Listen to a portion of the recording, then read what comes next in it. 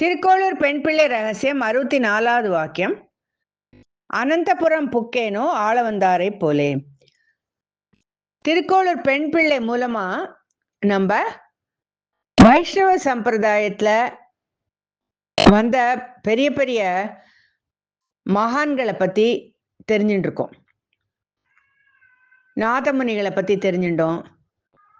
ஸ்ரீராமானுஜரை பத்தி முதல்லேருந்தே நம்ம அவரோட தான் நம்ம பயணிச்சுட்டு இருக்கோம். இப்ப இந்த 81 வாக்கியமும் திருக்கோளூர் பெண் பிள்ளை ஸ்ரீராமானுஜருக்கு சொன்னதாதான் வருது. இப்ப இந்த வாக்கியத்துல ஆளவந்தார் அப்படிங்கிறவர் பத்தி சொல்ல போறேன். இந்த ஆளவந்தார் அவர் யாரு அப்படின்னு கேட்டா, நாதமுனிகளோட பேரன் தான் இந்த ஆளவந்தார் அப்படிங்கிறவர். நாதமுனிகள் யாரு அப்படின்னு நம்ம ஒரு ரெக்கார்டிங்ல போட்டிருக்கோம். அவர் தான் இந்த 4000 திவ்ய பிரபந்தத்தை நமக்காக கொடுத்தவர். அந்த 4000 திவ்ய பிரபந்தத்தை அவர் எப்படி அடைஞ்சார் அப்படிங்கிறத கேட்டு நம்மளாம் மெய் சிலிர்த்திருக்கோம்.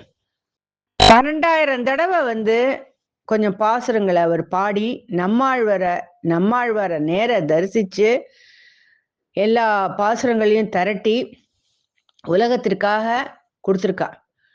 இப்ப அவரோட பேரன் தான் இந்த ஆளவந்தார். நாதமுனிகளை பத்தி பார்க்கும்போது அவர் 4000 திவ்ய பிரபந்தம் கொடுத்ததோடு இல்லாம ஸ்ரீரங்கத்துல அரையர் சேவை அப்படிங்கிறத ஒண்ணு ஆரம்பிச்சார்.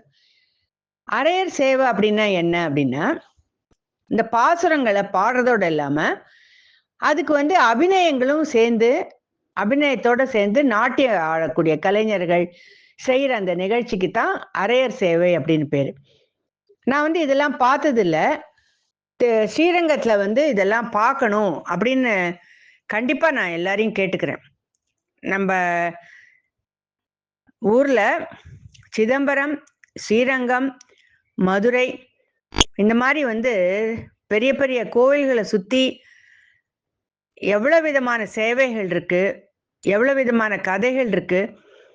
இதை பத்தி தெரிஞ்சுக்கிறதுக்கே ஒரு ஜன்மம் போராது அப்படிங்கிற மாதிரி எனக்கு ஒரு முடிவு, எனக்கு ஒரு தெளிவு வந்துடுத்து. இப்ப இந்த ஆளவந்தார் என்ன பண்ணினார், இந்த வாக்கியத்துக்குள்ள நம்ம போனோம்னா ஆளவந்தார் என்ன பண்ணினார் அப்படிங்கிறத பார்க்கலாம். இவர் ஸ்ரீரங்கத்துல போயிட்டு இந்த அரையர் சேவையை பார்க்கறதுக்காக உக்காண்டிருக்கார். முதல் ரோல உக்காண்டிருக்கார். அப்ப இந்த பாசுரங்களுக்கெல்லாம் அபிநயம் பிடிப்பான்னு சொல்லிட்டு இருந்தேன் இல்லையா? அப்ப இந்த அபிநயம் பிடிக்கும்போது ஒரு வாக்கியத்துல அனந்தபுரம் அப்படின்னு, அனந்தபுரத்துக்கு நடந்தே போகணும் அப்படின்னு ஒரு பாசுரத்துல வரும்.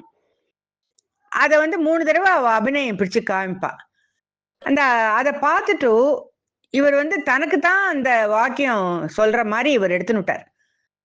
அந்த க்ஷணமே அங்கேருந்து புறப்பட்டு ஸ்ரீரங்கத்திலேருந்து நடந்து திருவனந்தபுரம் போய் திருவனந்தபுரம்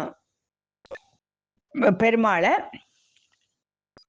தரிசிச்சுட்டு வந்திருக்கார். அனந்த பத்மநாபன் பெருமாள் அவரை தரிசிச்சுட்டு வந்திருக்கார் அப்படின்னு இந்த கதை அனந்தபுரம் புக்கேனோ ஆளவந்தாரை போலே அப்படின்னு சொல்லிட்டு, நான் என்ன ஆளவந்தார் மாதிரி ஒரு நாட்டியத்தை பார்த்துட்டு அவர் மாதிரி நான் செஞ்சேன்னா, ஸ்ரீரங்கம் எங்க இருக்கு, திருவனந்தபுரம் எங்க இருக்கு, இந்த மாதிரி செஞ்சார் ஆளவந்தார். நான் அந்த மாதிரி செய்யல, அதனால நான் இந்த ஊரை விட்டு போறேன் அப்படின்னு திருக்கோளூர் பெண் பிள்ளை சொல்லி முடிக்கிறார் இந்த கதையை.